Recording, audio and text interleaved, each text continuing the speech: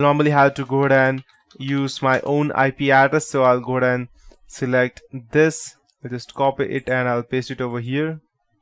It's your payload handler on a different IP from your external NAT port forward address. No, I'll just go ahead and hit enter. Okay, I believe I need to enter something, so I'll just select yes. No, different IP from your external NAT. I believe so. No. Let's check and select the option that you want.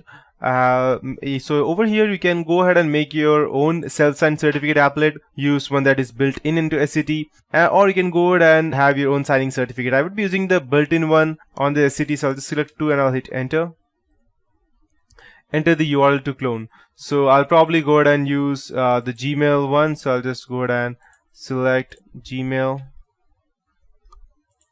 Okay, did not start the new tab.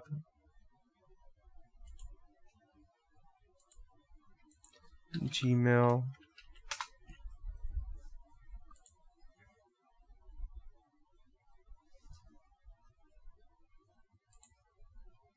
I'll just copy this and I'll paste it over here.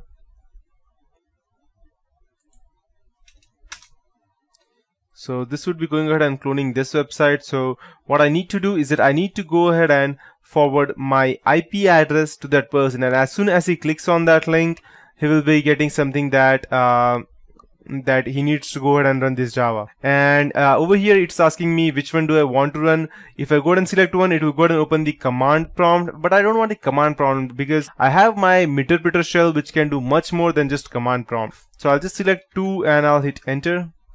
And I would be using a backdoor executable, which is quite good enough for me to go ahead and gain access to the root system. Port would be the same, that's 443.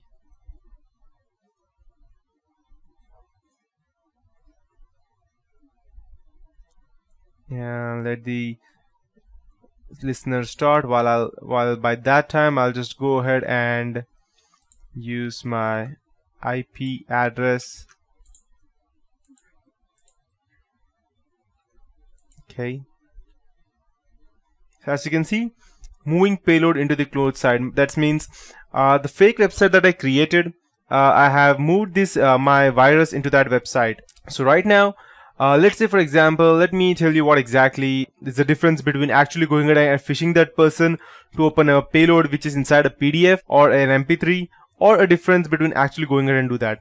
If I go ahead and install a PDF or install a payload inside a PDF, I'll just go ahead and cancel this. And if I go ahead and send that to that person,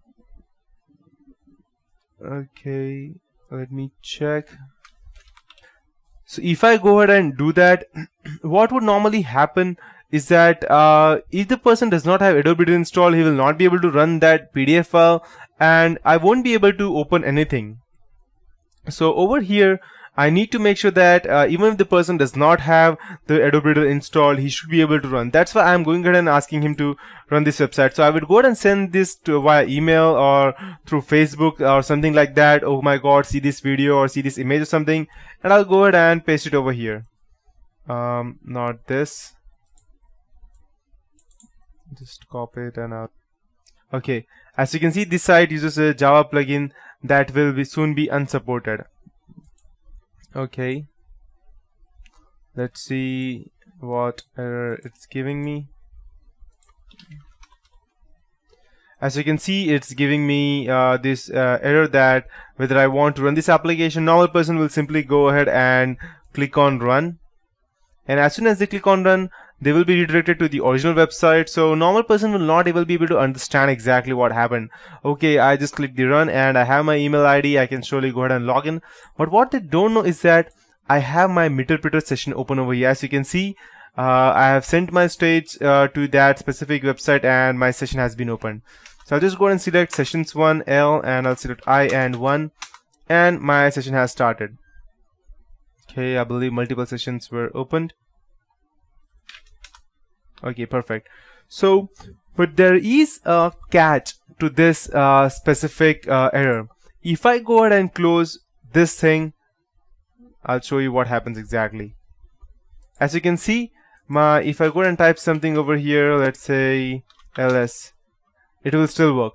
The reason being that even though my interpreter session was closed, there is still the Chrome still runs in the background, and that's why my thing is running. But if the person comes and sees in his for some reason, if he goes ahead and opens his task manager, he will see that so many command lines and so many PowerShell are still running. So he will probably try to go ahead and run everything, go ahead and close everything over here. So if he goes and closes each and every other thing, I will probably, okay, as you can see, my interpreter session has died. So I'll just go ahead and check sessions L. Okay, I still have my few other sessions running because that specific Java applet attack method opened multiple sessions. So I'll just go ahead and background this. And let's see how much sessions I have open. I have 4 sessions open over here. So if the person goes ahead and closes all these PowerShell, my session will directly get closed. But I don't want that to happen. So what I would do is that I will go ahead and open either of my sessions. Let's say for example 1, and I will go ahead and see, I'll just type PS to see all the PIDs that are running. So as you can see, I have whatever it's running over here. I can see all of these things over here. So I'll migrate my virus to something else. So let's see the PID of explorer.exe. I'll migrate myself to that. So it's 2324. So I'll just type migrate 2324 and I'll hit enter. Let's see if I'm able to successfully migrate. Perfect. Now, even if the person goes ahead and closes each and everything over here, I'll still be able to keep my access to that no matter what happens, because I have migrated myself from the browser to the normal application, and now I have gone ahead and closed that, or I have migrated myself to the Explorer. So until unless the explorer.exe is closed, my session will still be running. I'll go ahead and show you that. I'll go ahead and close all the command prompts, and I'll get a few sessions died, but my session, original session is still running. I'll still go ahead and close all the, okay, perfect, everything else is closed. I'll even go ahead and close the Java update scheduler. So as you can see, I have session 2 and session 4 closed. I'll hit enter, but as you can see, I have still this specific interpreter still running. If I go ahead and make it on the background, you can see that session 1 is still running and all others would be dead. So, but if the person is smart enough, which probably normally no people are, but if he goes ahead and closes his Explorer, but he will not have any kind of doubt that it will actually have migrated to his Explorer. But if he goes ahead and closes that, our interpreter session will close, and we won't be able to do anything after that. So, but normally the person will not be able to go ahead to this much level, and he will normally go ahead and not close the Explorer, which is actually a benefit for us. So yes, that is it for this tutorial, guys, and in the next tutorial I'll be starting with the man in the middle attack or the monkey in the middle attack. Till then, have fun.